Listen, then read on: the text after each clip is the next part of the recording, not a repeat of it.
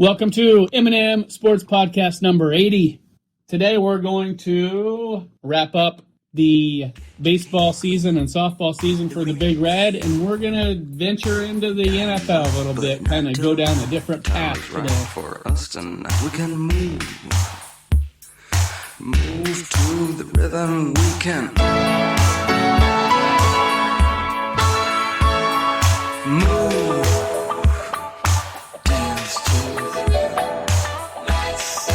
Wrapping up the seasons is tough. Neither of them went the way we wanted. Maybe we had too high of hopes.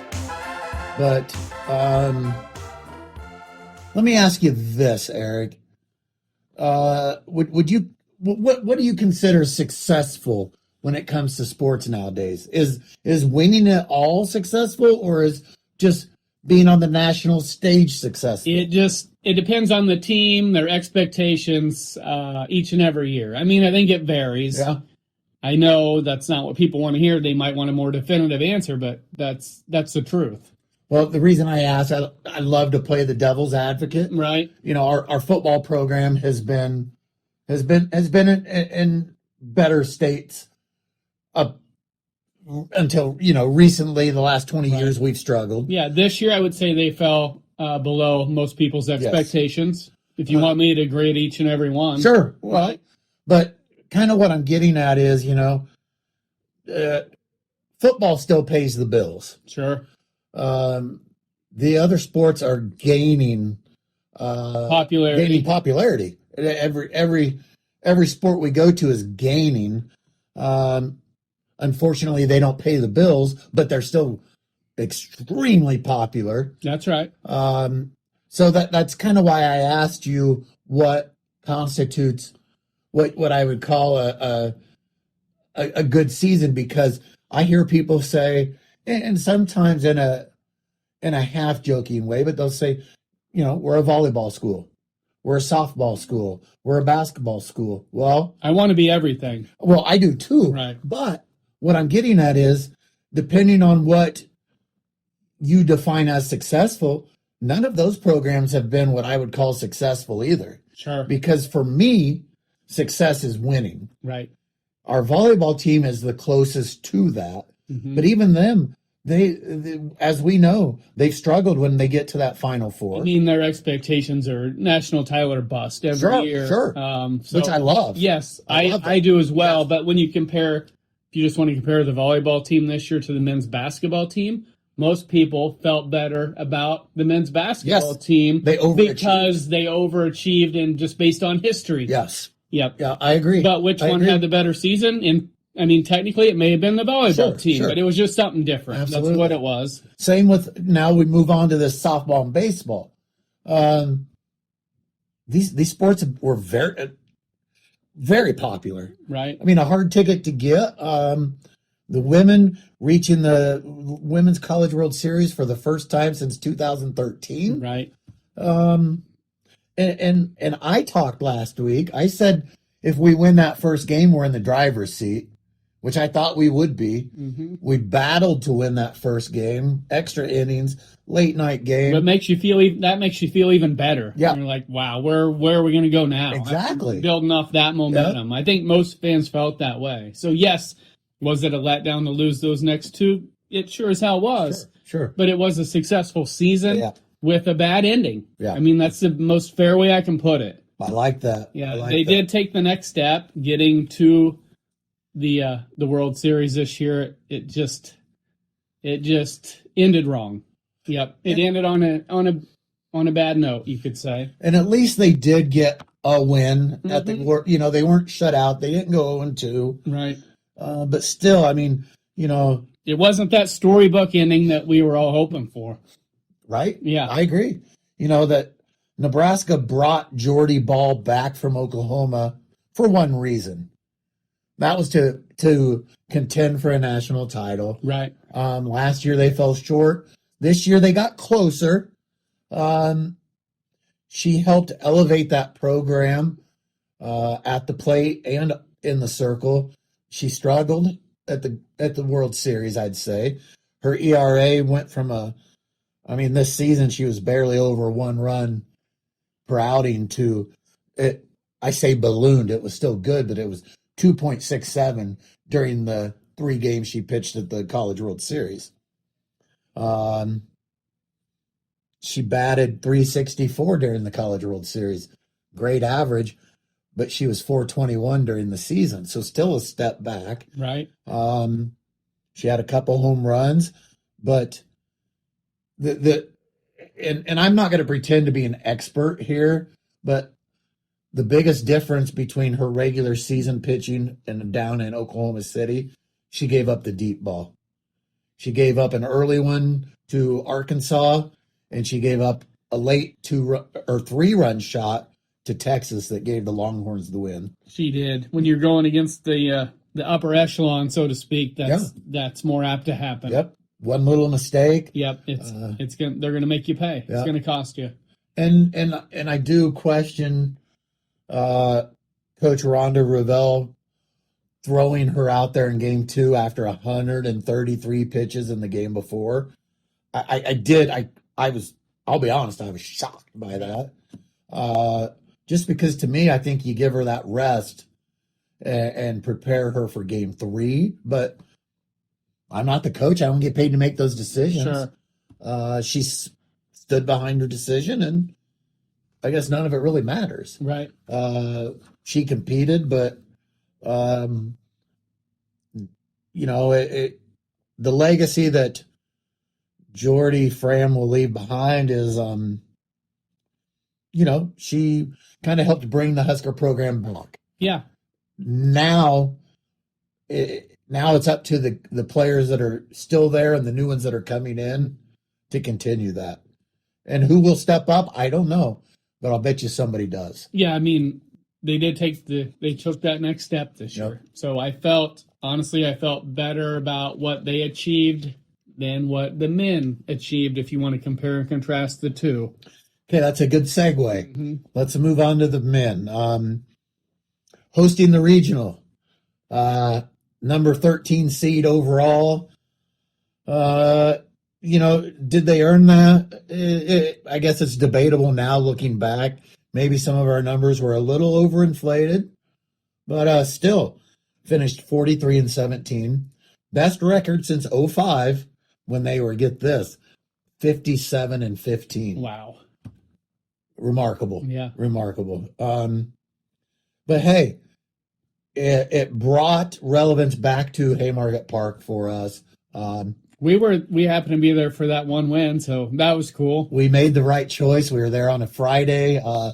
We watched some storm clouds kind of move around pretty much the entire game. We drove through rain coming home, but great seats. Had some great people to sit by. Saw a good game. The only bad news is it got our hopes up a little bit. It did. It was a hard-earned win. Yeah. It wasn't easy. No, South Dakota State put up a fight. Yes, they battled. They made Nebraska earn it for sure. If it isn't for Buck making a great throw from left field at home plate to throw a guy out, and I believe it was the 7th inning, then him and Dylan Carey come to bat in the 8th inning. They each go deep to give us that breathing room, because it was 2-1 at that point. Sure. Makes the final 4-1. Yeah, we're feeling pretty good about things going into a matchup against Ole Miss on Saturday. What do you think? Ole Miss just the better team. I mean, I got to tip my hat to them. Right. I mean, I would have to be more of an expert as far as college baseball goes, but I do think they're pretty solid. Yeah. And I think if these teams play 10 times, which is the comparison I like to use, sure, I'm going to say Ole Miss probably wins 6 or 7 of them. Yeah. I don't think you're probably wrong. Right. It's right in there, I would say. The thing that, I mean, both of the games we lost, I did have a little hope because our guys never gave up. As we know, that Ole Miss game went 6-1 at one point. Pinch hit home run in the 8th inning by Max Butenbeck brought him back to 6-3. And then the weather hits. You know? Which for Nebraska at that time was really a good thing. Yeah, I didn't. Yeah, it wasn't. Right. Yeah. Move on to the next day and hope that you have a little magic in Right. your last at bat, like they have, at times this season. And they almost did. Right. They start the ninth inning, they get 2 runners on. Mm-hmm. And I'm thinking, okay, you get runners in scoring position, a base hit gets you within 1 run all of a sudden. And then a double play changed everything in a big hurry. That just took the wind right out of the sails. Yeah. And all of a sudden we're in an elimination game Saturday night, facing a very good Arizona State team, a team that just jumped all over us, got a few unearned runs. Jumped all over us, as in jumping out to an 11-0 lead. Yeah. Those are tough to overcome. Yeah, tough. But they almost did. Again, these guys just battled back. Made it 11-8. Brought the tying run to the plate, I believe. They did. At the end of the game. They did. They had the tying run at the plate. Hard hit line drive, just right at the outfielder. Otherwise, it's 11-9 with the winning run at the plate at that point. Right. So this team, I'll give them a lot of credit. They played really good baseball all year. Probably overachieved. We saw UCLA go down over the weekend, overall number 1 seed. Maybe the Big Ten isn't quite on the level that we're hoping they're at yet. Oregon's still playing ball. Got a fun super regional this week. Oklahoma is in Lawrence against the Jayhawks. Right. That'll be fun. But unfortunately, our Big Red are done. Drew good crowds at the Haymarket over the weekend. Of course. I mean, Friday we were just shy of 8,000 people. I think Saturday they were not far off of that mark again. I didn't see a total for a Sunday's game, but Husker fans, they turned out. They did their part. They did. And they do it in a respectful way. Sure. From this point on, I mean, I saw them say last night on the news that the field in Omaha this year will be brand new. Every team that qualified for the College World Series last year has been eliminated. That's crazy. That is crazy. I don't know. I would love to do the research to see when the last time that happened after the regional round, before Supers even. We'll have to check that out. Yeah, but it was a fun weekend, just not as fun as we had hoped. Husker fans, it had been 13 years for the women from getting to the College World Series. The men hadn't hosted a regional in 18. We're turning that page a little bit. Give it a little time. In this age of transfer portals, NIL, who knows what can happen. When you get your name on the national stage like that, only good things can come from it. Right. So, I guess, for us, college sports are officially done. Mm-hmm. Now I will continue to follow the College World Series because on deck we have the football team and volleyball team as far as the major sports. Yep. So time for the football team to step up and do their part, and volleyball is going to do what they do. Yeah. Hopefully the volleyball team is able to take that next step. They've been so close. We're going to see. We know they're going to be in the hunt. Right. So, yeah. As always, when I'm talking about the Huskers, I'm going to try to stay positive, see what happens next year, and go Big Red. You bet. Right, NFL. It's been a while since we have discussed anything NFL related. Our timing is good because there were 2 huge trades yesterday with A.J. Brown going from the Eagles to New England, who represented the AFC in the Super Bowl last year. And then Myles Garrett goes from the Cleveland Browns to the Rams. He will be motivated. The good get better, right? Yeah, he will be motivated. Coming off a season where he broke the all-time sack record, the all-time NFL sack record. So he has that individual accolade to fall back on, and now he's going for that ring. And everyone knew before last season he wanted out of Cleveland anyway. Right. This is a great pickup for the Rams.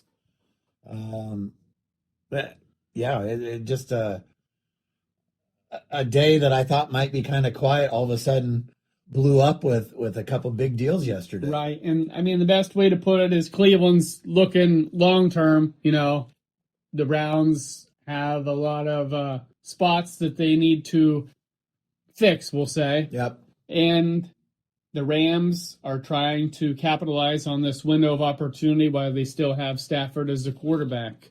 Yeah, you got to strike while you can. Yeah, so I honestly think it could be a win-win for both teams. Yep, I really do. The Eagles trading A.J. Brown, I think the Eagles will find a way to be competitive without him, and that's a huge acquisition for the Patriots. Yeah, I mean, you're talking a good Patriots team, just got a lot better. Drake May now has his number one. Yep. His number one dude to throw to. Yeah, I mean, he's a weapon that they probably really could have used last year. Right. For sure. And as far as coaching changes going into this year, it was insane. There was 10 different coaching changes. 10. Almost a third of the NFL 10 teams will now have new 32 coaches. teams and 10 coaching changes. That's unbelievable. Arizona brought in the former Rams offensive coordinator Mike LaFleur to take over the reins. And then the Atlanta Falcons hired former Browns coach Kevin Stefanski, who actually took the Browns to 2 playoff appearances. So I would say he got something accomplished in the time he was with the Browns. Sure. The Ravens, I really like this hire. Jesse Minter, he was the Chargers defensive coordinator, 43 years old. I think the Ravens will be successful even without John Harbaugh, who I thought was a really good coach. I think Harbaugh will go on to do good things with the Giants, and I think the Ravens will go on to do good things with Jesse Minter minus Harbaugh. I think it'll be a healthy separation for both. Who has the tougher job there? I think Harbaugh has a tougher job. Harbaugh, because he's in the spotlight. Yeah. He's in New York. Yep. Yeah. Yep. For sure. Bills hire their former offensive coordinator, Joe Brady, as their head coach. He's 36 years old, a young mind. I like that hire. Yep. The Bills are moving into a new stadium this year as well.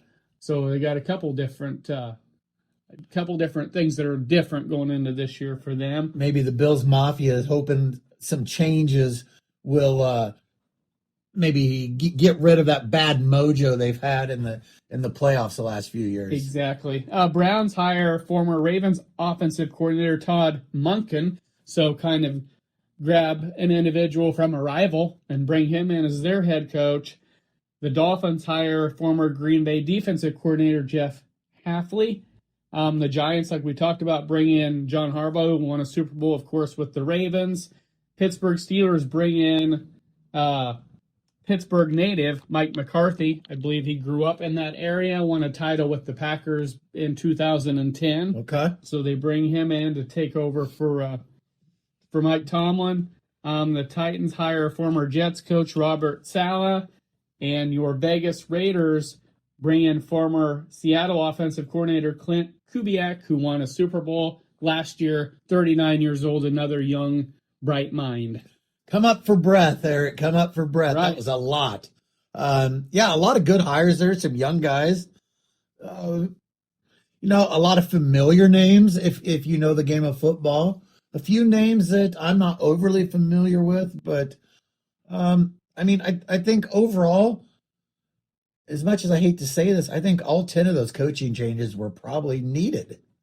I think it not only needed, but I think it's win-win either way. Like, I think some of the guys that have left other places coming to their new head coaching jobs is going to pay off. Some young guys in the mix, and a few guys that have been around the league for a long time. Right. Yeah, a variety for sure. For sure. Yep.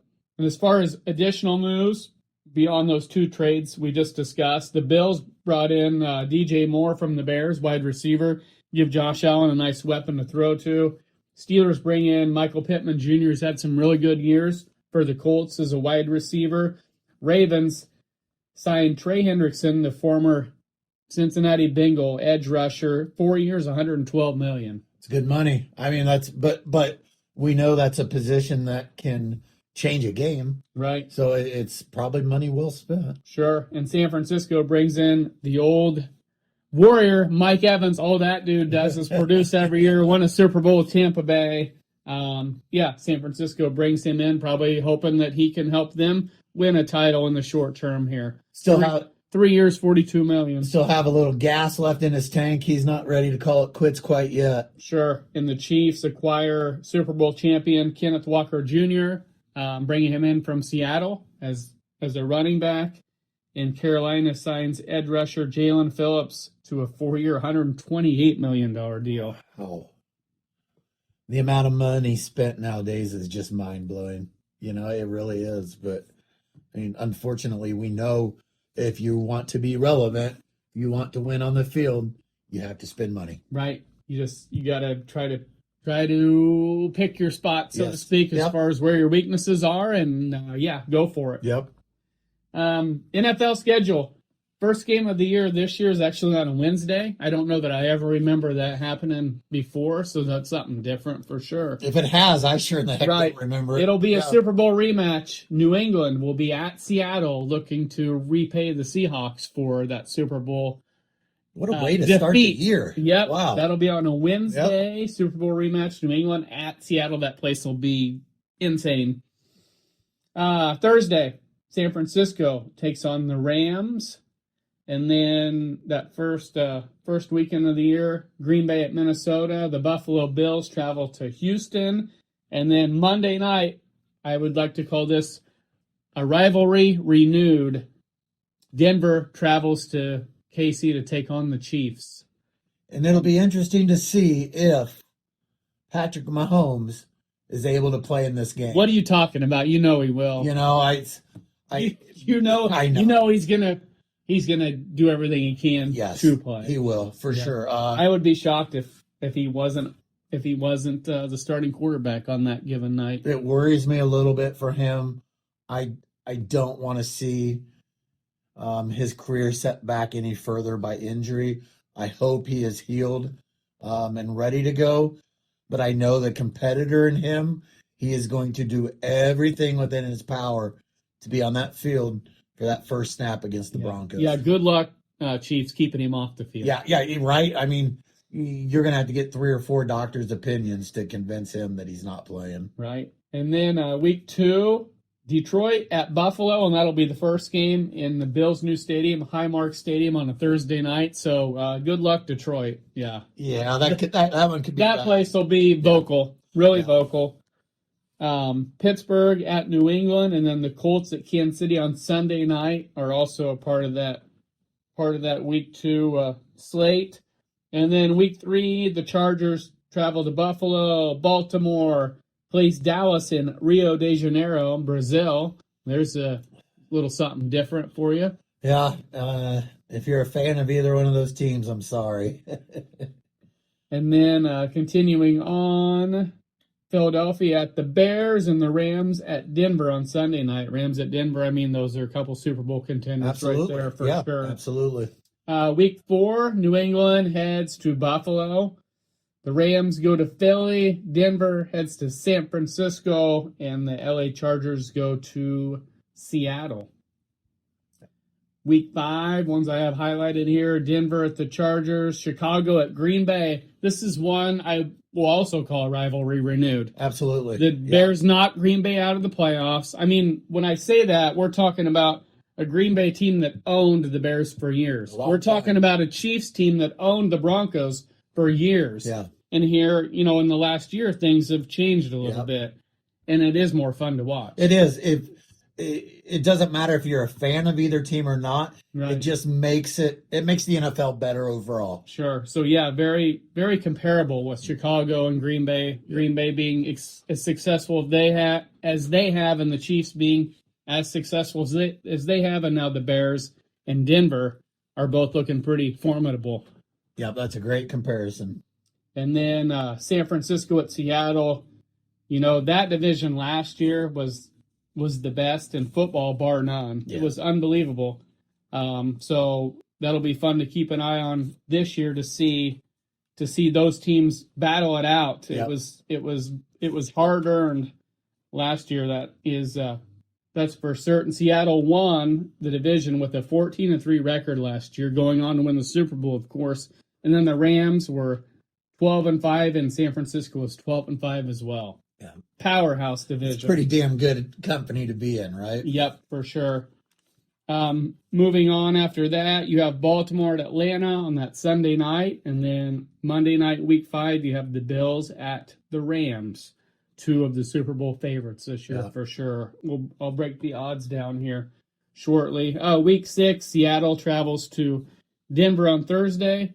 The Chargers head to KC for 3:25 game, and then Dallas at Green Bay on Sunday night. Moving on to Week 7, New England at the Bears on a Thursday, rematch of the 1985 Super Bowl, where the Bears absolutely crushed New England for longtime NFL followers. Probably remember that. Was that the Tony Eason-led Bears? It was the Jim Patriots? McMahon-led Bears, and Steve Grogan was the Grogan. Patriots quarterback. Okay. Yeah. The Fridge scored, remember? The Fridge, yep. As a running back. One of the best defenses ever, the 85 They Bears. were one of the best of all time. I will agree with that. Cincinnati at Baltimore, always a heated rivalry. Green Bay at Detroit, and then Kansas City at Seattle on that Sunday night, Week 7. That'll be a matchup. That'll be a to circle. challenge. Yep. And then Dallas at Philly on Monday night. Week 8, Baltimore goes to Buffalo. Minnesota heads to Detroit. Chargers at the Rams in a battle of LA teams. And Kansas City heads to Denver.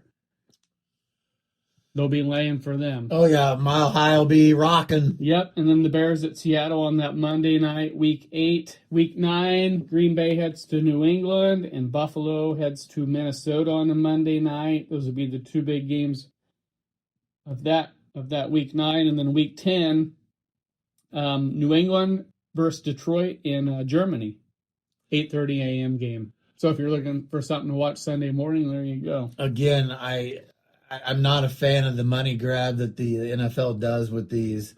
They're going international, Yeah, Brian. they're going international. I don't like it. I feel like it takes away from the fans of those ball clubs. I know they're trying to expand worldwide here, but I don't like it. Minnesota at Green Bay, division game. San Fran at Dallas, old school rivalry there. Pittsburgh at Cincinnati, two teams that despise each other. And then Week 10, Monday night, Chargers head to Baltimore.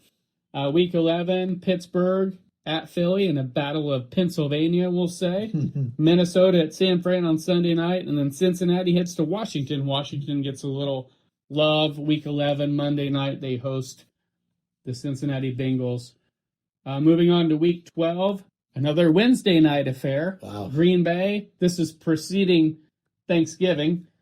Week 12, Green Bay at the Rams, November 25th on a Wednesday night. And then Thanksgiving Day, you have the Bears and the Lions, the old traditional matchup.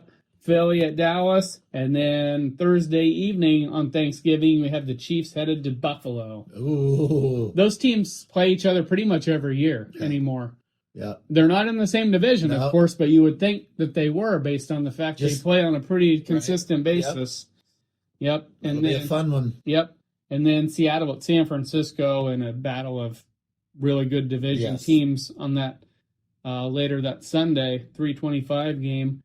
Week 13, Kansas City heads to the Super Bowl favorite as of right now, the Rams, on Week 13. Bills head to New England. Dallas at Seattle on that Monday night. Week 14, Minnesota heads to the Patriots on a Thursday night. Kansas City at Cincinnati Sunday. Then the Rams head to San Francisco, and Sunday night, Week 14, the Bills head to Green Bay, take on the Packers. That'll be fun. That'll be a that great will environment. be fun. Week 15, the Niners head to the LA Chargers on Thursday. And then Seattle at Philly on a Saturday. Bears at the Bills on a Saturday. And then Baltimore heads to Pittsburgh on that Sunday. And then Monday night, New England heads to KC to take on the Chiefs. So the Chiefs will be trying to knock off the AFC representative in the Super Bowl last year on that Monday night, Week 15. Week 16, Christmas Day, Green Bay at the Bears. Like I said, rivalry renewed there, part 2. The Bills head to Denver, and the Rams head to Seattle. That's your Christmas Day slate. That should keep people entertained. I mean, somebody's going to get some pretty good Christmas presents that day, and somebody's going to be awful disappointed. Well said. December 27th, that same week, later that weekend, the Niners traveled to Kansas City to take on the Chiefs. And then week 17, you have Baltimore at Cincinnati on New Year's Eve. Denver at New England, Kansas City at the Chargers, and the Lions at the Bears. And then week 18, you have a bunch of division matchups here. You have Pittsburgh at the Ravens, Vegas heads to Kansas City, Lions at Green Bay, Chargers at Denver, Cowboys at Washington, and Seattle at the Rams. A fun way to end the regular season. Right. Some really good contests there. Some teams might be resting players by that point. Other teams are hoping to play spoiler. Mm-hmm. It all comes down to what you have to play for at that point of the season. Right. And as far as Super Bowl odds go, yep, it's early, but it's still fun to run through. Sure. The Rams, after that Myles Garrett edition, are the odds-on favorite. They are 6-1 right now. Yeah. The next closest is the Bills at 10-1. Okay. So a pretty sizable advantage as far as the overall favorite, that being the Rams right now. Yeah, we know that trade yesterday didn't hurt anything. And then following that, you have Baltimore at 10-1, Seattle, the defending Super Bowl champions, at 11-1. The Chiefs are right around 15. Right around 15-1, and the Patriots at 16-1. Chargers at 16-1 as well. So that encompasses your top 6-7 teams there. So you're telling me the experts don't think the Chiefs will have another down year? I don't think they will either if they stay healthy. Yeah. It's too good of an organization. It is. They're very smart. Brett Beach, I think, a very intelligent individual. Health will come into play, as we know. Right. An injury here or there can make a big difference, but barring anything crazy, the Chiefs will be in the hunt. We know that. Right. But there's kind of your NFL, we'll say, synopsis for today as far as, 2 months before the season. That's about where we're at, isn't? No, I'm sorry, about 3 months. 3 before. months out. Sorry. Yeah. I jumped the gun just a little bit there. A lot can happen still between now and then. Maybe those trades yesterday will set off a chain reaction. Maybe it won't. We'll see. Right. It's always fun to see those happen, though.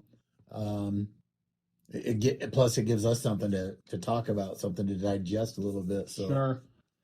And as far as the Royals go, next podcast, we'll probably jump back into a Royals discussion. Right now, it's just kind of a wait-and-see game as far as, what they might do with some guys that might have some trade value, what have you. I mean, I think that's where we're at right now.